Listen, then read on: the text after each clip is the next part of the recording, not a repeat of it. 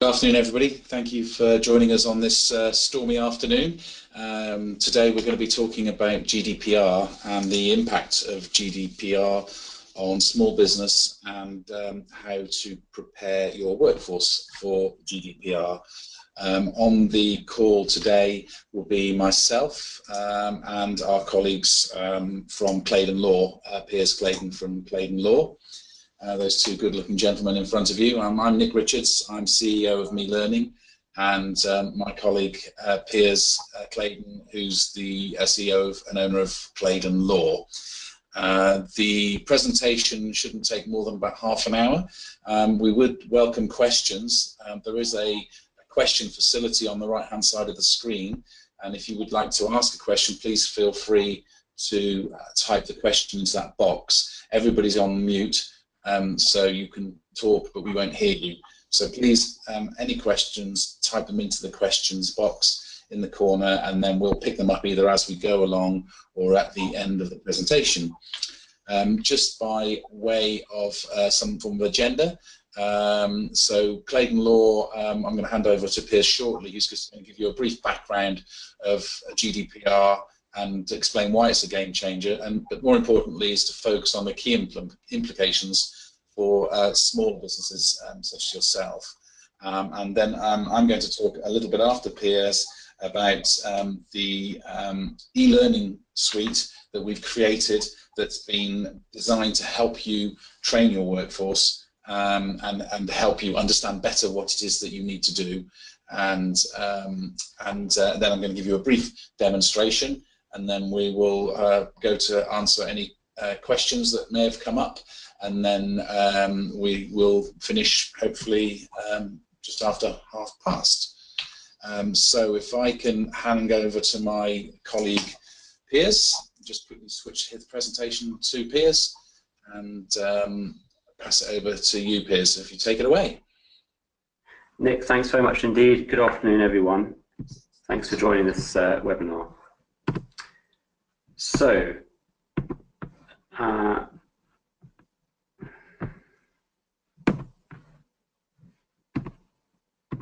sorry, just going on the right track.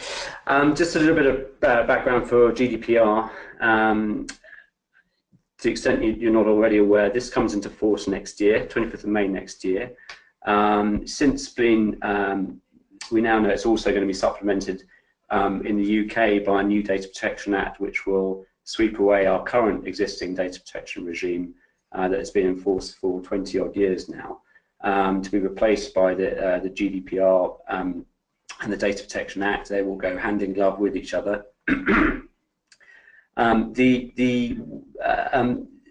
data in the last 20 years has obviously become more and more important for many, many reasons and for many, many organisations of whatever their size. And I'm just going to try and highlight some of the key areas, I think, where we need to focus ourselves, given limited budgets and limited resources. You know, what are the key areas that we can really concentrate on to make sure we keep our risk profile at a manageable level. Why is it so important? Number of reasons for this, not least the new level of fines that our local regulator, the Information Commissioner's Office will be able to levy for non-compliance, rising from £500,000 at the moment right up to potentially 4% of global annual turnover for the most severe breaches. So that obviously makes it a real board level issue.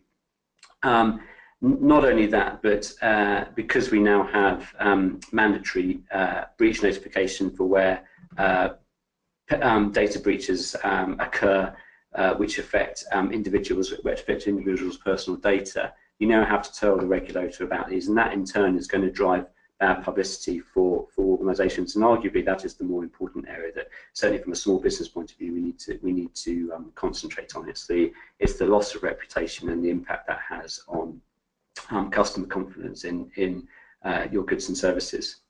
Also, individuals will now have a much easier, a significantly easier route to take action against organisations who have infringed their privacy rights, and this can be directed against both the controllers of their data, the data controllers, and those controllers processors, the sort of outsourced organisations that handle a lot of personal data on behalf of their customers.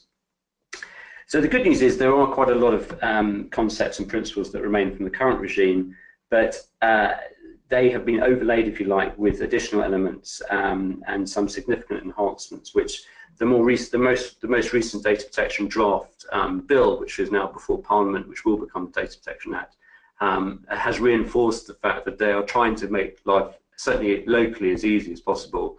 But nevertheless, we must all be prepared for a much higher degree of bureaucracy, and I'm afraid that's going to mean more in terms of a compliance burden, which is going to be cross-organisational. It's not just an IT and technology issue, although it's true that certainly from my point of view, with most of my clients, we do seem to be finding it IT that does tend to take the lead on these projects. But nevertheless, it is a cross-organisational issue through sales and marketing, HR, and the vendor supply chain. And some of you might be asking about, thinking rather about the effect of Brexit, because this is an EU derived piece of legislation, and it is coming from Brussels. But the point there is that this will survive Brexit. We know that now from the government's publications and press releases, and indeed the bill they're putting through Parliament at the moment makes it very clear that they see the GDPR as an integral part of the data protection landscape going forward, notwithstanding our departure from the EU, whenever that might occur. Okay, so what are the big key implications for us now? And I guess from my point of view, one of the biggest changes is businesses are now going to have to not just be seen to comply with the law, but also, sorry, not just comply with the law, but also be seen to comply with the law. They have to now not just, they need to have in place policies and procedures which ensure, and more importantly, demonstrate that they're ensuring compliance with the new data protection regime. And how do they go about doing that? Well, there are various measures that are going to be required. They are going to need to put in place records, which will basically keep a map, if you like, of the data landscape, the personal data landscape within any organisation, so the who, what, where, how, and when is data stored and ingested into an organisation, and what's it done whilst it, what is done to it whilst it's there, how is it treated, where is it stored, how is it secured. All of these things are going to need to be recorded, all with a view to showing, in the event of any official audit, or in the event of any sort of security breach, you're able very quickly to work out exactly what has been affected. Some organisations are going to be required to appoint a data protection officer, particularly where you're a business that handles a large amount and processes a large amount of sensitive data. These are now previously called sensitive data, now called special categories of data. So there are some mandatory requirements there for some organisations, but nevertheless, as a way of demonstrating compliance, it may nevertheless be a good idea for organisations to think about, certainly big organisations to think about appointing a DPO. The GDPR is also a little bit more prescriptive than previously on the sort of information security measures that organisations have to put in place, and I suspect many of you are aware of a lot of marketing collateral that's coming through from all IT organisations that can potentially help you with that. And then finally, on the also on the accountability point of view, trying to also trying to ensure that data privacy is at the heart of any organisation's activities. So privacy by design, so making sure that thinking about privacy is not just something that's an add-on at the end of a process, but very much baked into an organisation's policies and processes.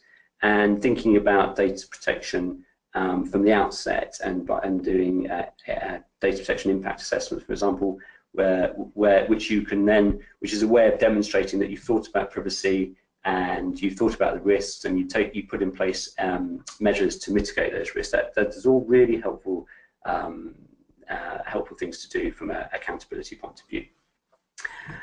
So in terms of kind of practical action points, where do you go from here? I mean, clearly you need to know where you are in your data protection compliance journey as at today's date, and work out exactly where the gaps are.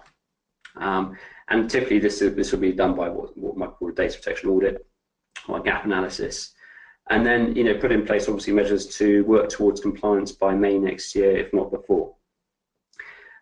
Also, make sure you've got records for your data processing activities and any consents that you need to carry out that processing, and make sure that's all recorded. Think about whether you are required to appoint a data protection officer. If you're not required to do it, would it be a good idea anyway? And make sure you've updated your policies and compliance structures and training, which is where the Me Learning offering comes in as a way of achieving that sort of accountability and demonstrability requirement, because obviously training your staff is a big part of showing that you're taking data privacy seriously. And also think about whether there are any external codes of conduct or certifications out there which you might be able to take advantage of in order to achieve your demonstrability. Next, looking at consent, and here the landscape has changed quite considerably. Going forward, where you as an organisation are relying on consent to be able to process people's personal data, one of the often used examples of this is around marketing and direct marketing. Then the consent hurdle has now got a little bit higher. Valid consent now needs to be freely given. It needs to be very specific to each processing activity that you're looking to carry out. So you can't just bundle consent within a very broad and bland statement. It needs to be quite specific to the exact activities you're looking to do. It needs to inform individuals about, make sure their eyes are wide open when they're giving this consent, and it has to be clear and unambiguous. So unfortunately now silence and pre-tick boxes and inactivity are not enough to show consent, and the way in which you get consent, people are also able to revoke their consent at any time, and they need to be able to do that as easily as they gave it. In other words, in the same method. So because this really touches upon individuals' rights, this non-compliance in this area would attract a high level of fines. There are two tiers for fines. I mentioned the high level earlier on in the presentation. There are two levels of fines. The lower level of fine is 2% of global annual turnover, or the equivalent of 10 million euros, whichever is the higher of those two.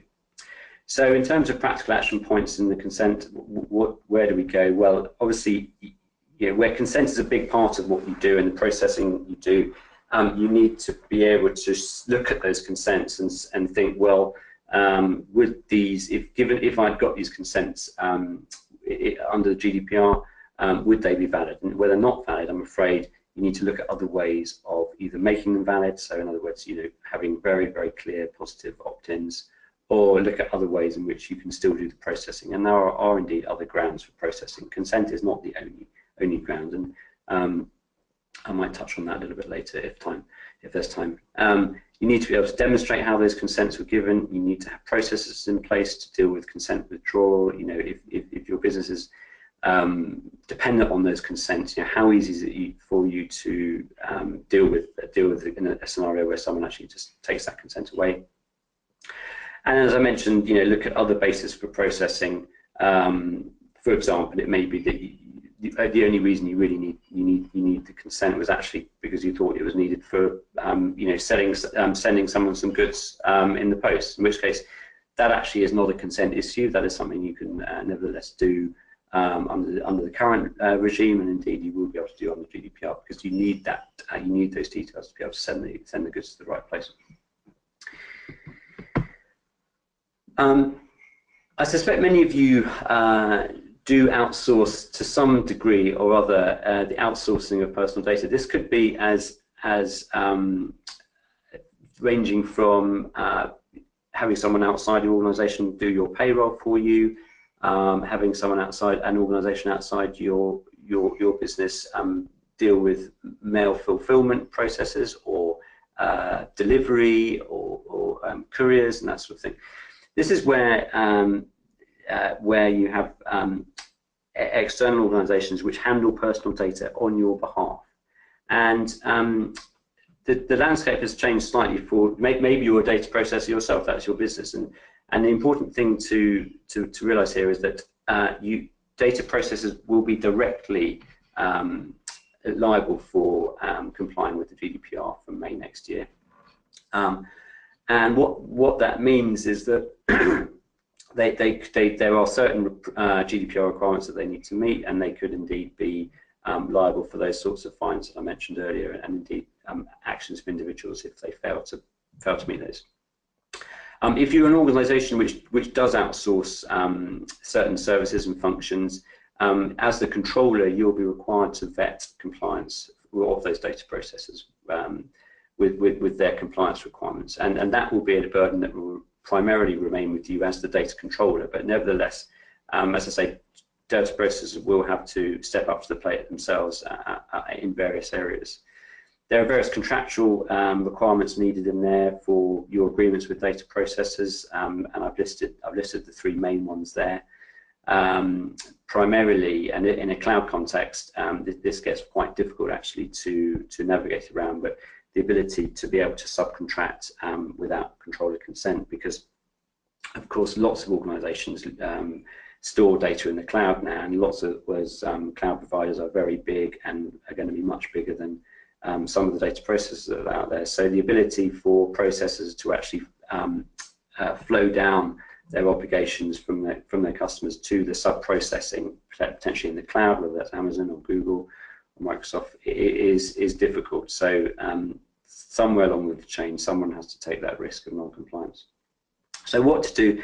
Very briefly, obviously, if you're a controller, look at the agreements you've got with your data processors. Are they fit for purpose? Do they have the necessary provisions in there that the GDPR require? If you're regularly going out to procure services, make sure your standard T's and C's are again fit for purpose. And as a data processor, it's a good idea that when you are contracting with your customers, you very clearly set out what you can and can't be doing with that customer's personal data. And finally, because of the slightly new landscape in relation to risk, where data processors can also be liable directly, does the agreement with your customer have appropriate risk allocation provisions, whether there's limitations of liability or indemnities in the event of a breach? I touched on breach notification at the top of the presentation. And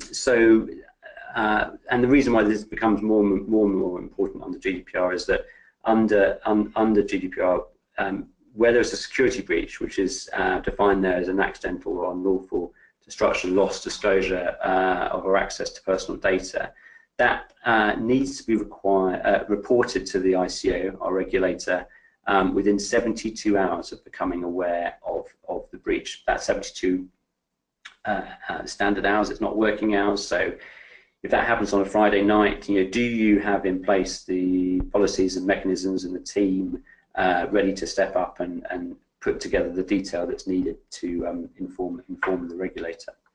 Now, there are a couple of qualifications to that. If there is unlikely to be any risk to individuals, that the requirement to notify goes away. But because risk is deemed to be such a so broadly defined, and because we don't yet have an awful lot of guidance from the regulators on this area, much better, I would say, to err on the side of caution in this area. There is also a requirement to notify individuals if there is a risk to their rights and freedoms, or a high risk to their own rights and freedoms. And again, there are exemptions here. If you're able to demonstrate that you've put in place appropriate mitigation measures such as encryption. In other words, the personal data is unusable, even though it's in the hands of someone who has not been authorised to have it. The failure to report within the necessary timescales, that is the sort of lower tier of fines. But don't forget that if the breach itself, the security breach, reveals any other sort of GDPR non-compliance areas, there is also the risk of fines for those underlying breaches as well. And if you're a data processor, your obligation is to inform your data controller about the breach, but you have no obligation to directly inform the regulator. But as a data controller, obviously the clock will start ticking from the moment the data processor becomes aware of the breach. So there's a kind of an imputed knowledge, if you like, up the contractual chain. So really important that you have a very, very solid breach notification regime in place with your data processor. And in terms of what to do, I think, fairly obvious points there, but have in place a plan to and trial it, to what if you have a security breach? Who knows? Does everybody know what they're meant to be doing at any given time? What's their roles? What's their responsibilities? Are your information security measures again fit for purpose to be able to quickly detect and manage exactly what has been affected? And indeed think about encryption as a way of mitigating the potential downsides for these security breaches. And then finally, just touching on, I mentioned that individuals now have much sort of enhanced rights, if you like, under the GDPR. One of the most widely reported ones is the right to be forgotten. So in other words, this is a possibility for an individual to come along to a data controller and say, you no longer need this information, or you're processing. I'm objecting to the processing, and the controller is then under an obligation with a limited timescale, excuse me, to delete their details from their records. There are obviously exemptions to that. One of which is that they need to keep that information for compliance with legal obligations, and there are other exemptions there as well. Mentioned portability there. Individuals have a right to take their information from one data controller and require the data controller to give it to them in a commonly used format so they can then take it to another service provider.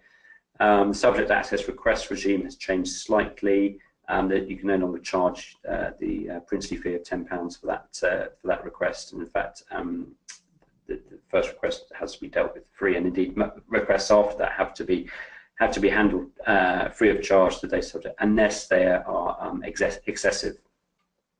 And the time limit has changed slightly to 1 month.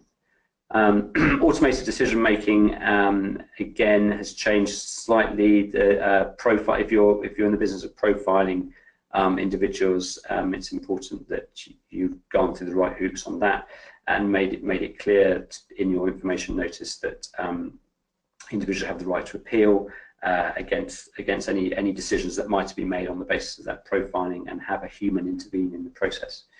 So what to do from a practical point of view? Well, have in place, I think, a good and strong processes and policies and data protection impact assessments as to how individuals' personal data is handled internally. Make sure that your customer-facing functions, whether it's online or call centres, are clear on what they need to do in the event that a request comes in, and how it gets flowed back up the chain to the central organisation. So I think that brings to an end the main body of the talk. I just wanted to touch on and summarise that by a short video clip, which it just gives you a little example of the sorts of information we include within the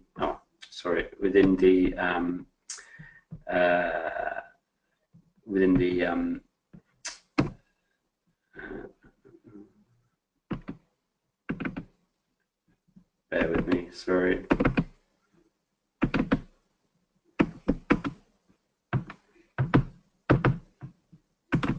No, I'm sorry. I think I'm going to have to. I'm going to save you from. There was just a little slot of me speaking to camera about the sort of top 5 implications of GDPR. So I'm going to finish there and hand back to my good friend Nick. Nick, over to you. Thank you, Piers. Yes, so we've got the video here actually, so we can play it at our end. Okay.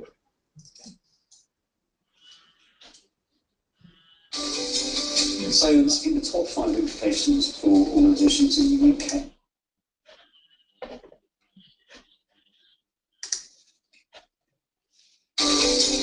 So I think the top 5 implications for organisations in the UK, following on from the GDPR, the first one.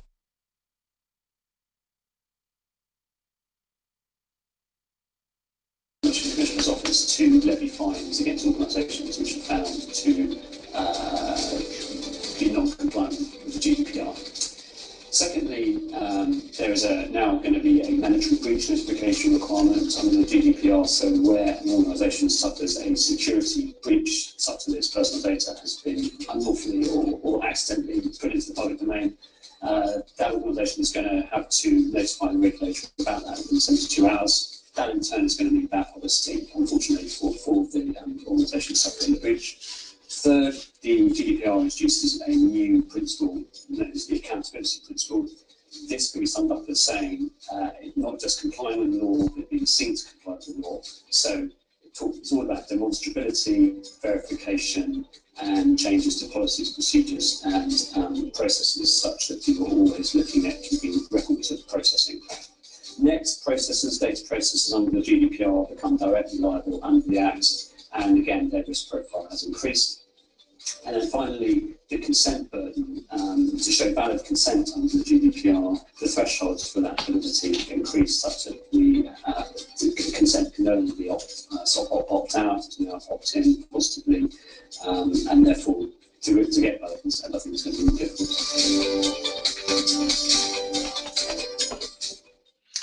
Okay, thank you for that, Piers. That's very helpful. So I just quickly wanted to share with you now some of the things that we've done with Claydon Law to try and help your organisation deal with GDPR compliance. We have got a couple of questions. We'll leave those till the end and answer those for you. I think the first thing really with GDPR is it does affect the entire organisation, and different people within the organisation will need to take different actions or be aware of different elements of GDPR or have different elements of training and support. So what we've done is we've broken down these people into groups and put together a package of information and training based upon the group that a person within your organisation would sit. So we're starting off with the board. And these are the board, the trustees, the senior directors in the company. They need to understand the importance to their organisation of GDPR. We need to make sure they understand the reputational cost and the actual pound note cost of getting this wrong. The organisation needs that support. They need their buy-in. They need the budget from that to be driven through from the top throughout the organisation. The next level of training is a common term out in the market called the practitioner. So the practitioner is the person who has responsibility to make sure that the organisation is becoming compliant and will be compliant come May of next year. It depends on the size of organisation. It could be a board member, it could be the owner of the business, a senior director, a manager, could be one of you on the call today, somebody basically within the organisation who has that ultimate responsibility, and they need to know everything really that has to be done and why it needs to be done. So they need the full picture.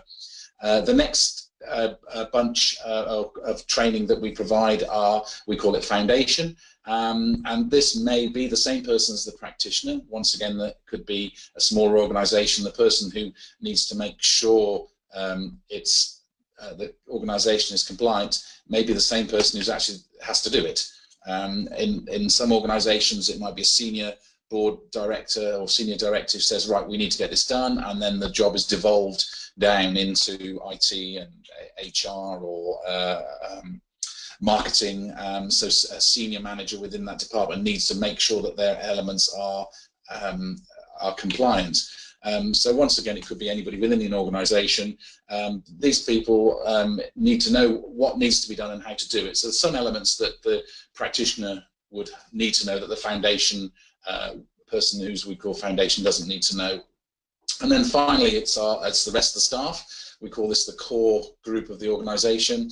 And basically everybody who works in the business needs to know the basics around data protection they need to know what their obligations are and what the expectations are upon them.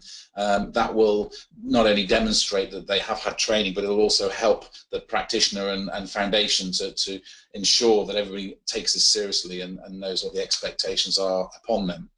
So the challenge really at the moment is that GDPR is everywhere. There's a sea of information out there, and trying to find what you need to find, it can be difficult. We did a Google search back on the 1st of September, and the results, thousands, tens of thousands, hundreds of thousands. We did this search at the tail end of last year and got very little. So it really is an slowly increasing awareness of GDPR, and a lot of information out on the internet.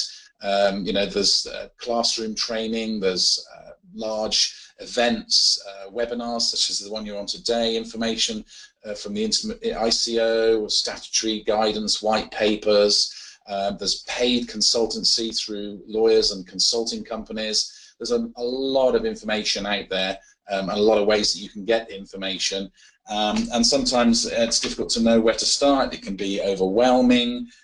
You don't know. Sometimes you get, is the information you're getting up to date? It is a bit of a moving feast, as we saw with the UK Data Protection Bill coming in. So there's a question on cost. How much time I'm going to spend with external agencies attending training, and it also takes a lot of your time. You have to get the organisation GDPR compliant, and it's not long. Time goes quickly, and the more time you spend ploughing through all this information, deciding what to do next, it's less time you're spending on actually getting the organisation GDPR compliant. So what we've done really is we've worked together with Claydon Law and pulled together one e-learning suite, which is delivered through a cloud-based training portal, which has everything all in there, everything brought together.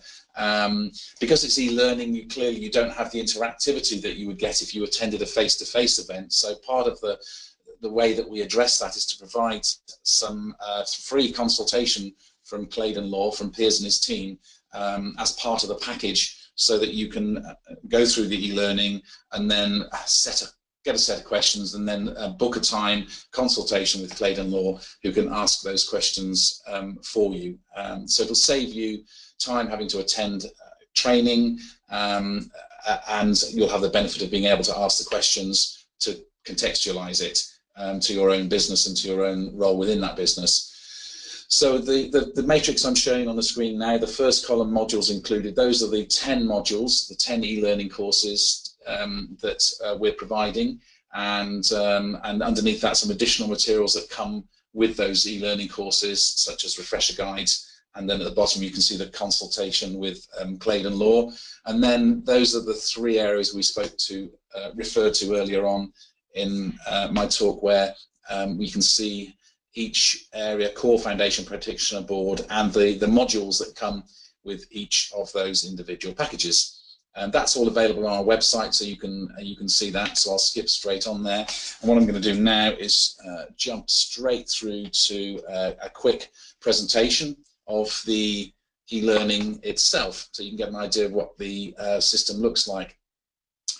I've logged into our cloud-based learning portal where we deliver this training. I'm not going to spend too much time talking about that. It's basically a fully secure HTTPS web-based training platform where you can log in and take your training, and your staff can log in and take the training, and it's all audited, it's all tracked, and it's all there for you to report on to prove that you have done the training.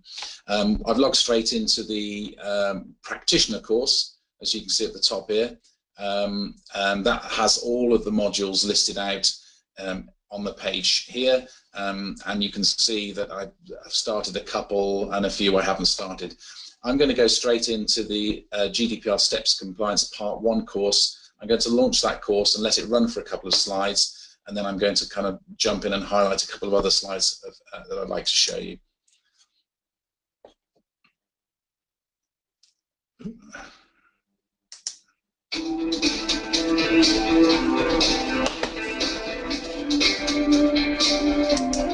The GDPR comes into force on the 25th of May 2018, and there's no end of information out there on what organisations need to do to get themselves ready for GDPR compliance. But in this two-part module, we aim to draw it all together with some practical advice. Part 1 focuses on issues that can be characterised as internal to your organisation, and the next, Part 2, will focus on the outward-facing issues.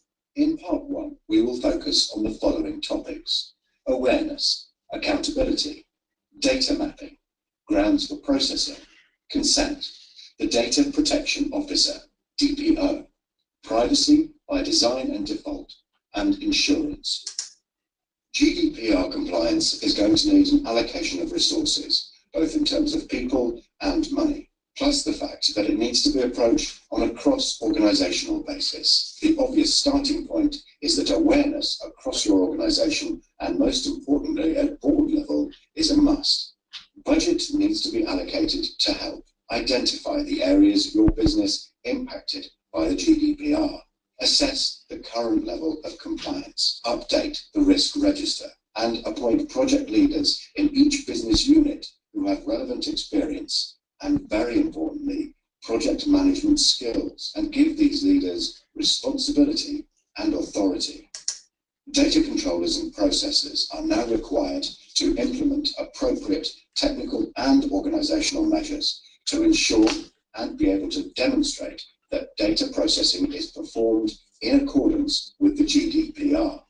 Please click on the image to view a short video from Claydon Law.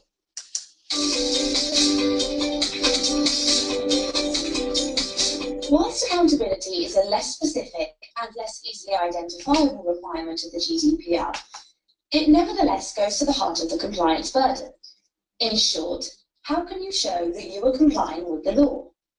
It needs processes and policies which require records of organisation processing activities to be implemented.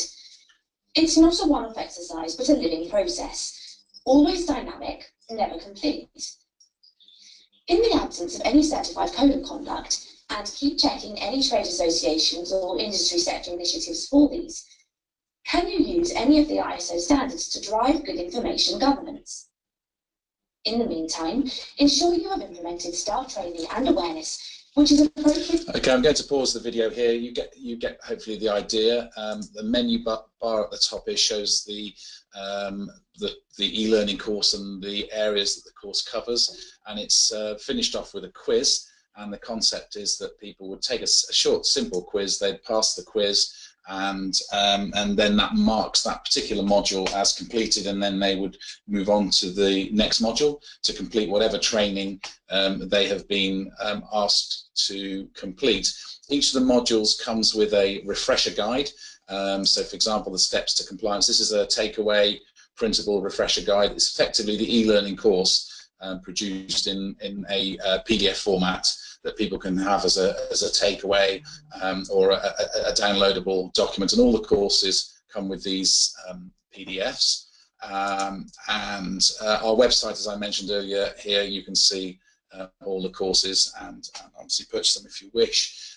Just quickly finishing off on the presentation, there's a number of reasons why we've created these courses. When we looked out there's a lot of classroom training available. This course would be, the practitioner course would be a 3 to 4 day equivalent classroom training. So we believe it's a reasonably significant cost saving over the price of attending a 3 or 4 day training session, and obviously being online, it means you don't actually have to leave the office at all. According to research, that SMEs will typically spend at least £3,000 or £4,000 on legal fees. So we genuinely believe that this course, together with consultation from Claydon Law, can significantly reduce those potential legal fees. Clearly it's saving a lot of time for you to search in the internet and disseminating the information. We've effectively done that all for you. And really the key thing as well is we keep an auditable record of everybody's online training. So if you need to demonstrate that you have done the training, that's all there, and that's evidenced for you as all part and parcel of the solution. So we come to the end of the presentation. We do have a couple of questions, so we're going to open the mic back up to Piers. Just 2 or 3 questions, I believe, and then we'll close. So the first question that we've been asked is, as we are ISO 27001 compliant, we are automatically GDPR compliant. Is this correct? So Good. Piers. Yeah, hi, thanks Nick. Yeah, got that, received that loud and clear. Great question. The ISO standards don't map exactly onto GDPR, although it does go a long way towards, as I mentioned, demonstrating compliance. But obviously, those ISO standards are very much around information governance, and the GDPR does go somewhat beyond that. So the short answer is no, although it is a great help, and it is a relatively short leap from ISO certification through, I would say, to being able to tick the boxes from a GDPR point of view. Okay, thank you, Piers. Another question is, how does your e-learning compare to classroom training courses that I've looked at? And Piers, you've had, I think, some experience and actually run some classroom training courses. Would you be able to take that one? Sure. Nick, thanks. I mean, I think obviously sitting in front of a computer screen is a relatively passive experience, but the way in which these e-learning modules have been put together by Me Learning, who are specialists in this field, is to certainly move away from that, engage the viewer in thinking about the issues in a much more active way. And what we've tried to do is try and replicate classroom environment as much as we can, and by having the additional 30-minute consultation with me or one of my team here, hopefully that will give you the opportunity to do the courses and then apply what you've learned in the course to your own organisation, and that will inevitably throw up other queries that by definition we are trying to do a course which is applicable across the board, but you may have very specific issues that are thrown up by the training that you've done, and by all means, that's when the 30-minute consultation is there for you to use, and we'll be on the end of the phone to hopefully help you navigate your way through those points. Thanks, Piers. Another question here. You said if you need a data officer, some clarification: who was required to have a data officer? Is it based on a particular size of company? No, it's not actually. It's very much what you're doing with the data that's important. So it's mandatory for organisations like local authorities and other public bodies to have a DPO. However, if you are if you're doing a large amount of processing just by volume, that would tend to point you towards needing a DPO. And indeed, if you are handling even a small amount of sensitive data and monitoring data, personal data, that also would tend to suggest that a DPO is something you should be thinking seriously about from a mandatory point of view. Okay, thanks, Piers. Final question.